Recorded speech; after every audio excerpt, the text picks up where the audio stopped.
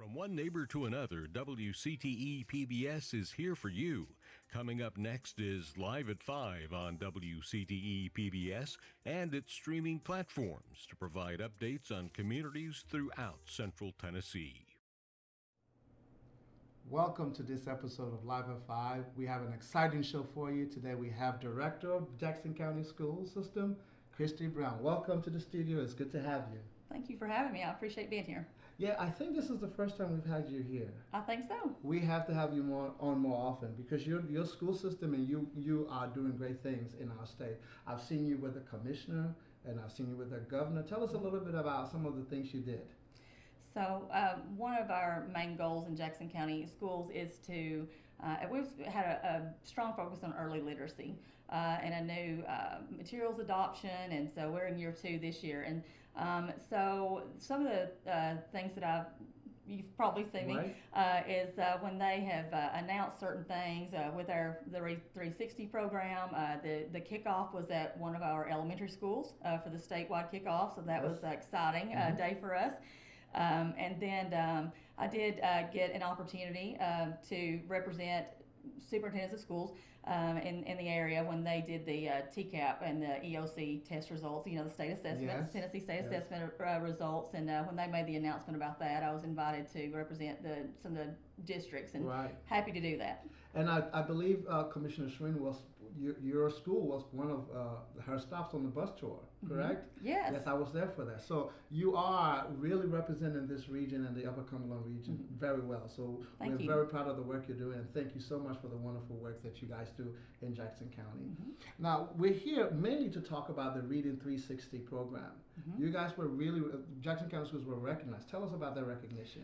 That's been really exciting. So we've had the opportunity to get support, from the State Department of Education, and just really work on a reading implementation. So ELA book and materials adoption came around, but yet last year was year 1.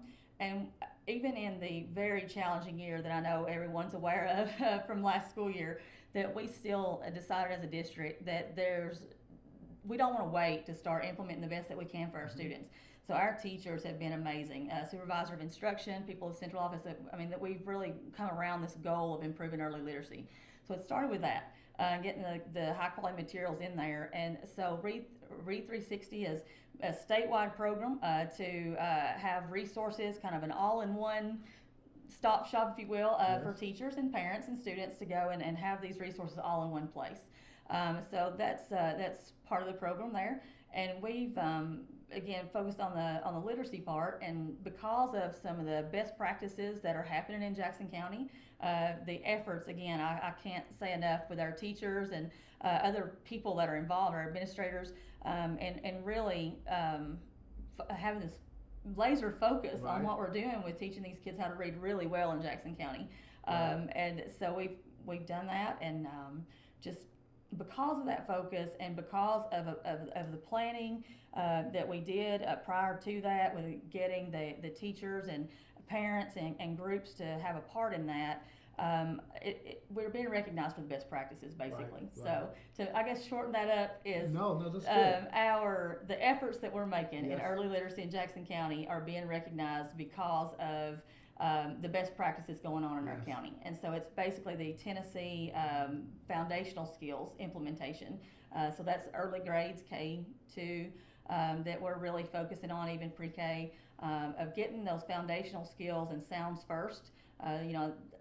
People have probably heard the science of reading and really following the data and what we know about how kids learn to read and about how kids learn to read. And implementing that the best that we can, and we know that pays off for years and years to come in student success and even life outcomes. And that's what we want to do, is do the very best that we can for our students. Now, when it says that Jackson County Schools, now correct me if I'm wrong, is a model school. Is that correct? Yeah, so I don't want to skip over that part, so thank you. I get really excited when I talk about the things that we're doing and bring all these things up. So so thank you for emphasizing that part. So model district, what has happened with that is we were one of 5 districts across the state We're some good company with some high-performing Yes. districts that were also chosen to be a part of this model. Those are usually bigger schools. Am I correct? Some For of the them most are. part? Mhm. Yes, yes. So this is a big deal. And so when you're a model school, what all does that entail? Okay. So part of this model school award, and we did receive an award and some funding for this. But what that means is what we are producing are videos and best practices when teachers meet in their PLCs, professional learning times that they meet. Those things are being documented and they are being uploaded to a state website, and some of the videos of our teachers, and there's some excellent teaching going on. That's being done so it can be used across the state to be used as a model for how to teach students how to read in early literacy. And that is a big deal. I am honored and just really proud of the work that our teachers and everybody involved has put in to be recognized as a model school district for literacy, in particular because that is really one of our number one goals. And to see it be recognized at this level is a great thing.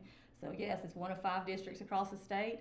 The things that we're doing in best practices some of that will be used as training and be used as a resource for other teachers and parents and whoever has access to this website to be able to use and see some best practices from Jackson County schools and Jackson County teachers and students. That's a wonderful achievement. It's exciting. Now, I know across the state there were learning losses across each district, so definitely probably some in Jackson County.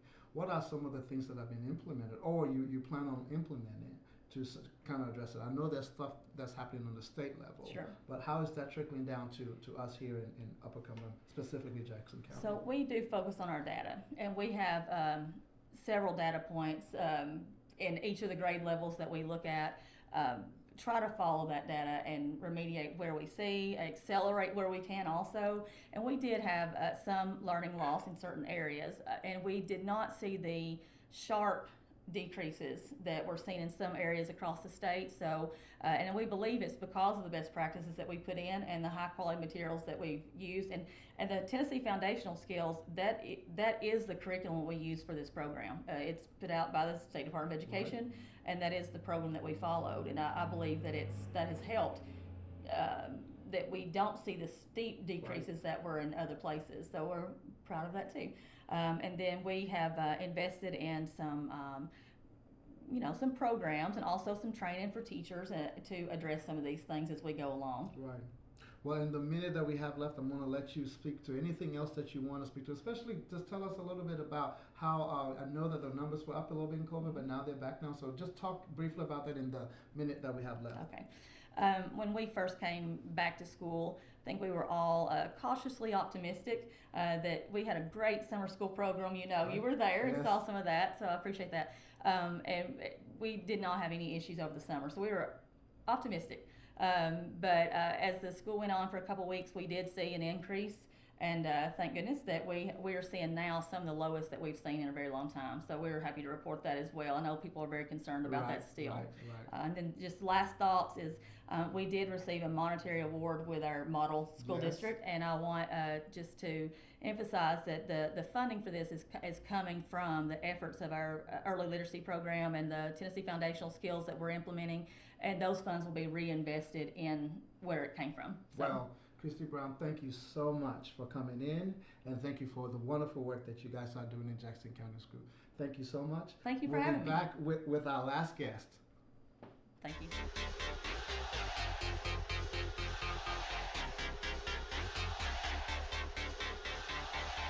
Welcome to the Sports Wrap-Up. I'm Rusty Ellis with the Upper Cumberland Reporter. Let's take a look around the sports landscape and start with Tennessee Tech, where the Golden Eagles' 2-game winning streak was snapped in a 20-13 overtime loss against TSU. Tech will return to action Saturday when they host Virginia Lynchburg at Tucker Stadium for a 1:30 p.m. kickoff. Now let's move to the high school football slate from Week 9, where Cookeville dropped their 6th straight game in a 27-7 loss at Coffee County. Monterey fell in the high school football game of the week 20-13 at Oneida, and the Upperman Bees won the Region 4 4A title with a 24-14 win at DeKalb County. The Bees engineered a second-half comeback with the help of 2 touchdown passes by Ty Duchess to secure the region championship. Now let's look at the Week 10 slate. Livingston will host Watertown on Thursday. On Friday, Cookeville will host Blackman.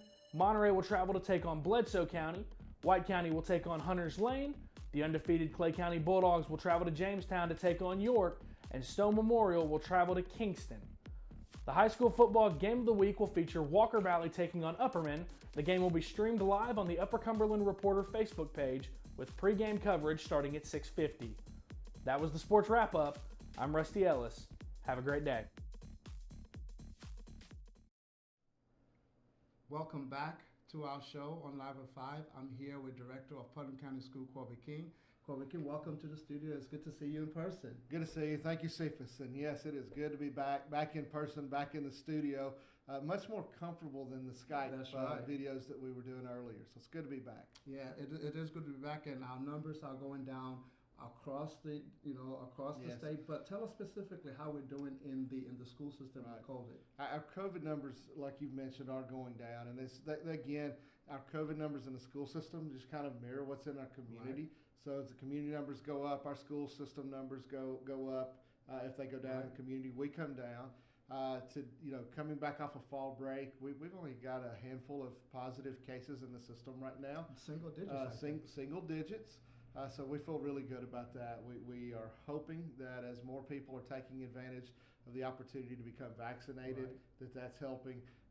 And we know that as more people have also had COVID, along with that and the vaccinations, we're reaching a little bit more of that herd immunity that we keep hearing about. So we are hopeful that people are going to continue talking to their medical providers as we go into the fall and the winter about the possibility for vaccines, also taking advantage of the flu vaccine that's going to be available for our students and for families, just to help keep us healthy.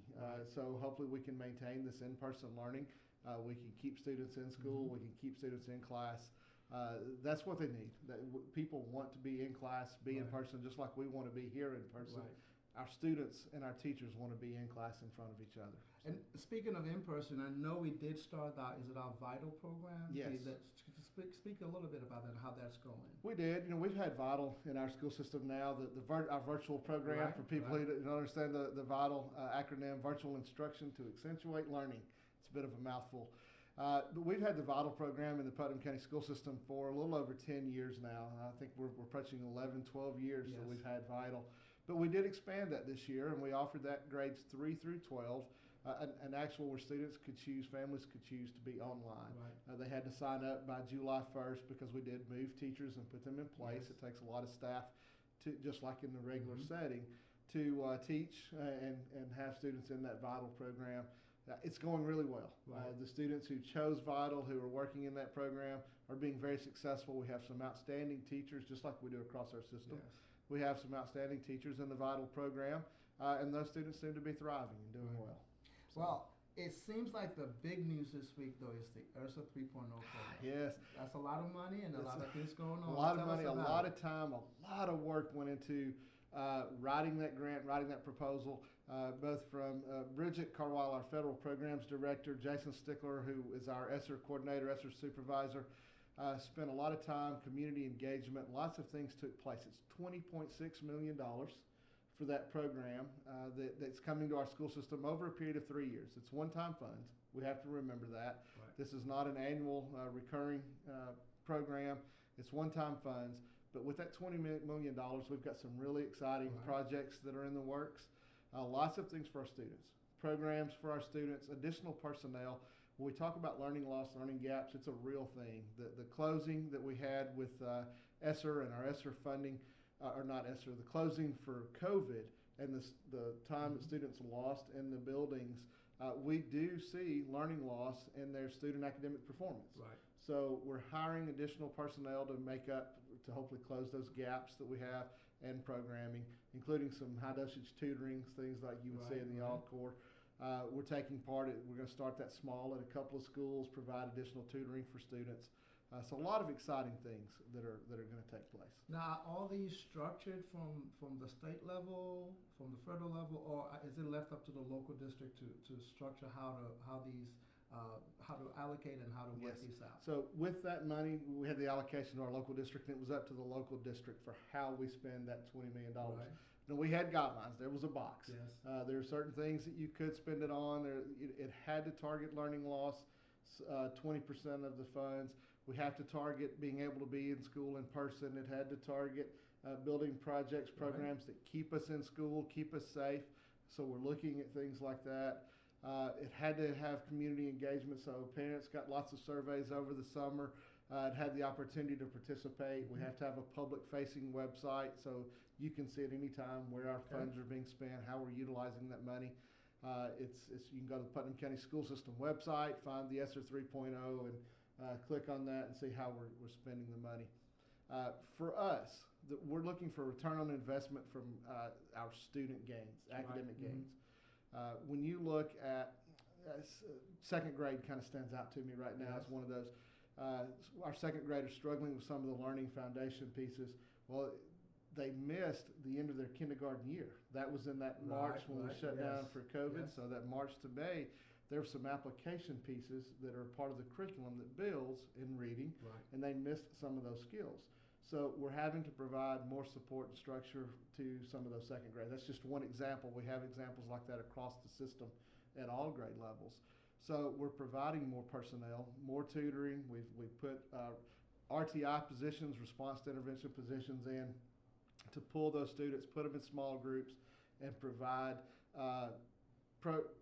instruction to meet their skill deficits. Okay. So we're excited about the possibilities for our students.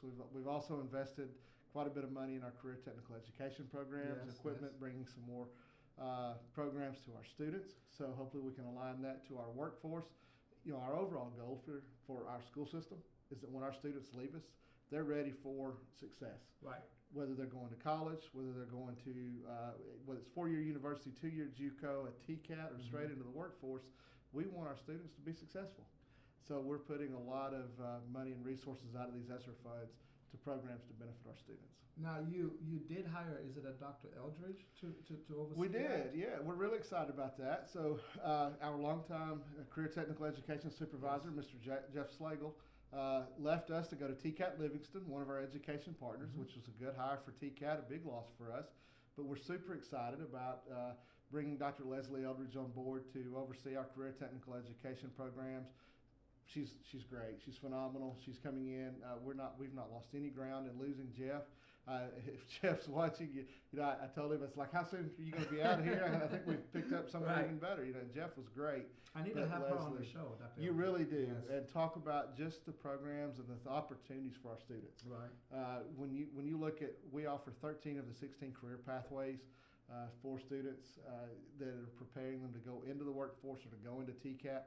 Our students can leave us with college courses, so that a typical two-year plus TCAT program might only take them a year when they leave high school. And it's so many opportunities and industry certifications available. Well, good, and that is in partnership with a few partners, right? Tennessee Tech? And Tennessee Tech, Vol State, TCAT Livingston are our primary higher education partners. Yes. Well, before I let you go, I think we've got less than a minute. Yes. My next guest is Billy Stepp. And I know Billy Stepp well. He was a principal when I was teaching. Yes. So he's here to talk a little bit. Just tell us a little bit about him and what he's Mr. about to Stepp talk about. is outstanding. He's one of our top principals, long-time principal, one of our veterans now in Putnam County at Upperman High School.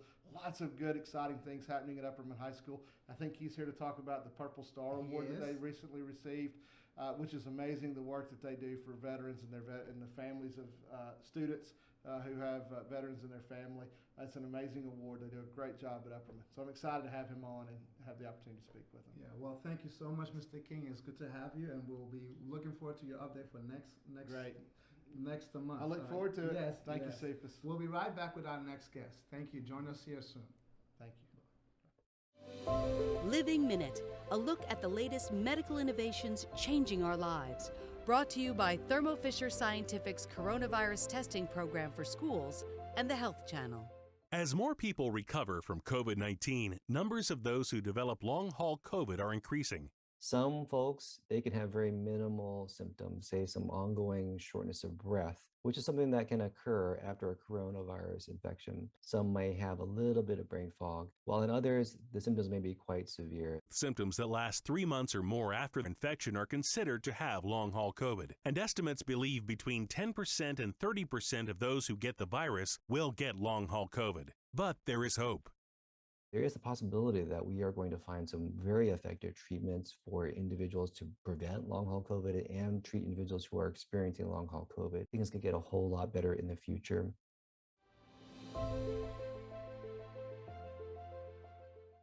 I'm Sandra Clemens for Art Prowl, Art Round Tennessee's two-day art fair.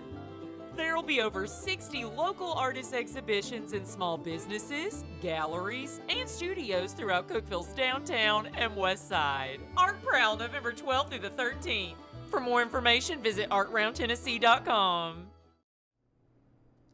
Welcome back to our show with our last guest, Mr. Billy Stepp and Miss Amy Rouchon.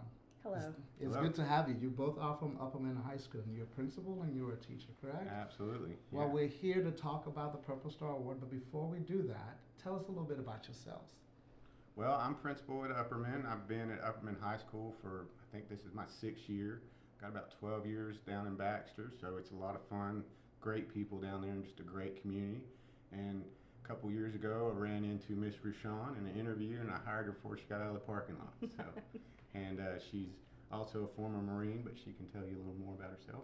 I'm Amy Rouchon, and this is my 2nd year teaching over at Upperman High School. It's total 5 years, and super excited. I have a military background. I am a former Marine and married to a Marine, and so this program that we're about to talk about is near and dear to my heart. Now, you also have military background, correct? Yes, I'm a Chief Warrant Officer with the Tennessee National Guard. So. Yes.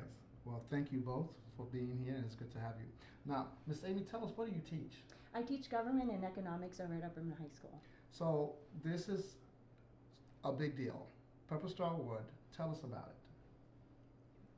Go ahead. Oh, okay. So we Upperman High School has already have really close ties with the military community, and we've already been doing a lot of events with them. But the Purple Star is just making it official for us, letting the military families know that Upperman High School now is a Purple Star school. So it's allowing them to be comfortable and confident that if they do come to Upperman High School, that the credits that the students have already earned are going to be honored.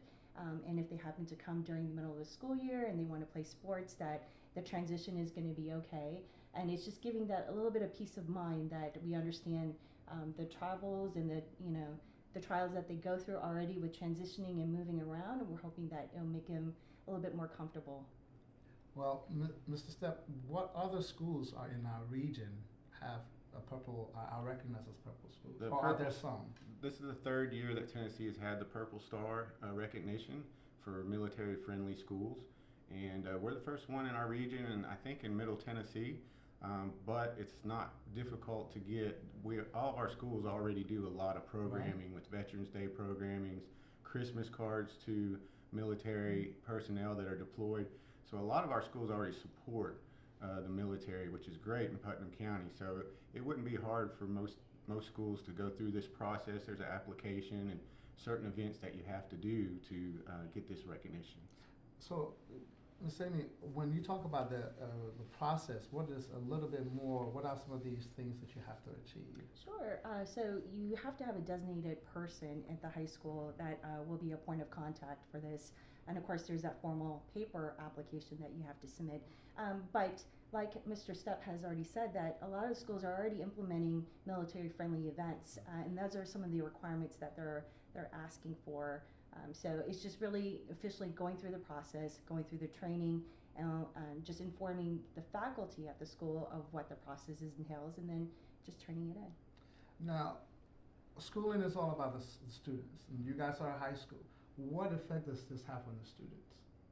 Well, the biggest effect, if their parent is deployed or about to be deployed, which we have a few students whose parents are about to be deployed, this lets the parent be reassured that we are going to take care of their child, and they're going to make sure they're still successful. And there's a lot of things kids go through when your parents are deployed, that is really hard to convey to people who aren't in a military family. Miss Rouchon, I know, went through the deployments, and her husband currently is at the Pentagon, and they're here in Putnam County. So there's a lot of things you can probably talk to Miss Rouchon that a child would go through during these times. Tell us a little bit more about that. Sure. So personally, what really, was important to me about getting this Purple Star is like my oldest, this is the 6th school that he's been to, and he's only in 8th grade. So that transition and kind of going through and getting the transcripts and going through it was a difficult process. So knowing that this is a Purple Star school, that we're going to make that transition so much easier, and knowing that we understand what they're going through, it's going to, alleviate some of those stresses that they go through on a day-to-day basis. And there's some eye-opening stats about military students and families. I'd like to share those with you. Do. Approximately 2 million military children have experienced a parental deployment since 2001. There are currently 1.2 million military children of active duty members worldwide, and we have several right here in Putnam County. Nearly 80% of military children attend public schools throughout the United States. The average military family moves 3 times more often than the civilian counterparts. Their children, just as she mentioned about her oldest, 6 different schools. And the repeated and extended separations and increased hazards of deployment compound stressors in military children's lives. So that's why it was important and near and dear to Ms. Rouchon's heart and ours now, is we want to make sure those children feel safe, confident, and are able to make it through school and life until their father or mother come back home. So what are some programs or events or things that are offered for students that are part of this things? Are there something that are happening at the school, anything like that? Do they come talk to you? Yes, of course. So Putnam County Schools, all the schools in Putnam County hold a Veterans Day program. And of course, like our Beta Club does a wonderful job with Operation Lift Spirits, writing letters to service members out in town. But one thing in particular that we wanted to focus on was the month of April, which is Military Child Month.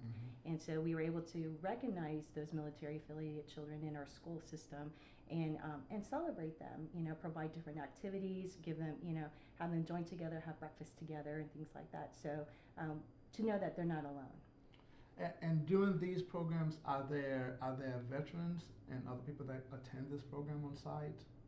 Yes, we have veterans come in for the Veterans Day program. The Operation Lift is letters directly to deployed military personnel. And the Military Child Month, we do some activities that include the families and stuff like that, with a breakfast and several other activities that we do for the military families. So if their parent is here and everything, that they're here, they come to those events too. But if they're deployed, the whole family is still invited to those events at our school.